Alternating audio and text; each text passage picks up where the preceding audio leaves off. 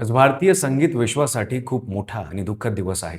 आपल्या सगळ्यांच्या आयुष्यात कधी ना कधी आपल्या आवाजाने जागा बनवणाऱ्या आशा भोसले आज आपल्यात नाही. त्यांच्या जाण्याने खरंच एक मोठी पोकळी निर्माण झाली आहे. आपण लहान असताना रेडिओवर, टीव्हीवर, लग्न समारंभात, सण उत्सवात किंवा अगदी रोजच्या आयुष्यातही जी गाणी ऐकत मोठे झालो, त्यामध्ये आशाताईचा आवाज हमखास असायचा. त्यामुळे त्यांचं निधन हे फक्त एक बातमी नाही, तर प्रत्येकाच्या मनाला लागणारी गोष्ट आहे. 12 एप्रिल 2026 हा दिवस त्यांच्या चाहत्यांसाठी कधीच विसरण्यासारखा नाही. काही दिवसांपासून त्यांची तब्येत ठीक नव्हती. मुंबईत रुग्णालयात त्यांच्यावर उपचार सुरू होते. वयाच्या 92व्या वर्षी त्यांनी अखेरचा श्वास घेतला.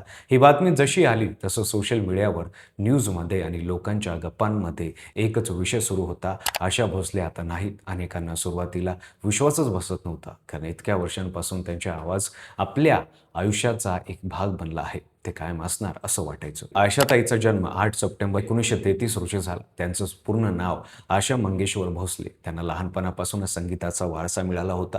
त्यांचे वडील दीनानाथ मंगेशकर हे स्वतः एक मोठे गायक आणि नाटककार होते. घरातच संगीताचं वातावरण असल्यामुळे लहान वयातच आशाताईंना गाण्याची आवड झाली. पण आयुष्य नेहमी सोपं नव्हतं. वडिलांच्या निधनानंतर घराची जबाबदारी खूप लहान वयात असताना त्यांच्या खांद्यावर आली. त्यावेळी गाणं ही फक्त एक आवड नव्हती, तर जगण्यासाठीचा एक मार्ग होता. त्यांची मोठी बहीण लता मंगेशकर आधीच खूप प्रसिद्ध गायिका होती. लता दीदींच्या आवाजाने सगळं देश भारावून गेलं होतं. अशा वेळी स्वतःची वेगळी ओळख निर्माण करणं खूप कठीण असतं. अनेक लोक त्यांची तुलना लता दीदींशी करायचे. सुरुवातीच्या काळात त्यांना फारसं चांगलं काम मिळालं नाही. काही वेळा बी ग्रेड चित्रपटासाठी गाणं म्हणावं लागलं, पण त्यांनी कधी हार मानली नाही. त्यांनी स्वतःवर विश्वास ठेवला आणि हळूहळू आपली वेगळी स्टाईल तयार केली. आशाताईंची खासियत म्हणजे त्याची वर्सॅटिलिटी. म्हणजे कोणत्याही प्रकारचं गाणं त्या अगदी सहज गाऊ शकत होत्या. रोमॅन्टिक गाणं असो, डान्स नंबर वन असो, गझल असो किंवा क्लासिकल, त्यांनी प्रत्येक प्रकारात स्वतःची छाप सोडली. त्यांचा आवाज खूप वेगळा, खूप एक्सप्रेसिव्ह होता. त्यामुळे गाणं ऐकताना असं वाटायचं की त्या फक्त गात नाही, तर कथा सांगत आहे. त्यांच्या करिअरमध्ये खूप मोठी उंची त्यांनी गाठली. 10,000 पेक्षा जास्त गाणी त्यांनी विविध भाषांमध्ये गायली.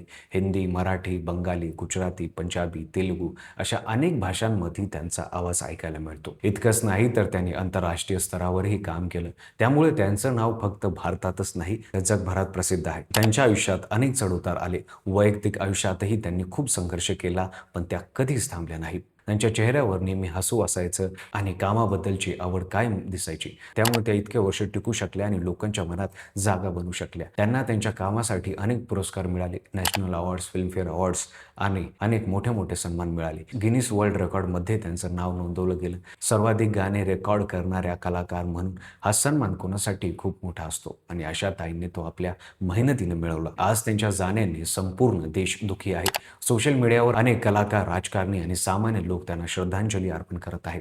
प्रत्येकजण आपल्या पद्धतीने त्यांची आठवण काढत आहे. कोणीतरी त्यांचं आवडतं गाणं शेअर करत आहे, तर कोणीतरी त्यांच्याबरोबर आठवणी सांगत आहे. हे सगळं पाहिलं तर लक्षात येतं की त्यांनी किती मोठा प्रभाव टाकला आहे.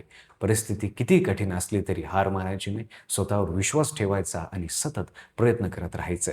आजच्या काळात अनेक लोक थोड्या अडचणीत हार मानतात, पण आशाताईंची कहाणी सांगते की यश मिळवण्यासाठी संयम आणि मेहनत किती महत्त्वाची असते. त्यांचा आवाज आजही आपल्या आठवणीत जिवंत राहील. आपण जेव्हा त्यांची गाणी ऐकू, तेव्हा आपल्याला त्यांची आठवण येईल. कदाचित डोळ्यात पाणीही येईल, पण त्याच वेळी एक आनंदही वाटेल की आपण अशा एका महान कलाकाराच्या काळात जगलो. आज आपण सगळे मिळून त्यांना एकच सांगू शकतो, धन्यवाद आशाताई. तुम्ही आम्हाला जे दिलं आहे ते शब्दात सांगता येणार नाही. तुमचा आवाज, तुमची गाणी, तुमचं योगदान हे सगळं कायम आमच्यासोबत राहील.